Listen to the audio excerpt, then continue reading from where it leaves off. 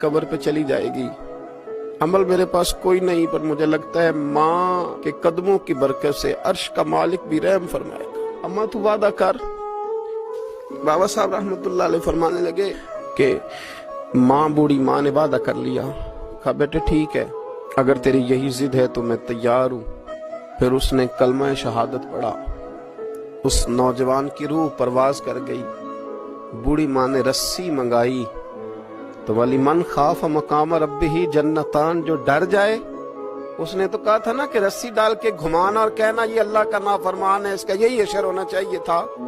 लेकिन जब माँ गले में रस्सी डालने लगी तो घर के हर कोने से आवाज आने लगी, खबरदार ये रब का दोस्त है, अल्लाह के दोस्तों के साथ इस तरह का मामला न किया जाए, इसे छोड़ दिया जाए। और कहा तुम्हें कुछ भी और करने की जरूरत नहीं है, ये तो रब का दोस्त है और रब की बारगाह में हाजिर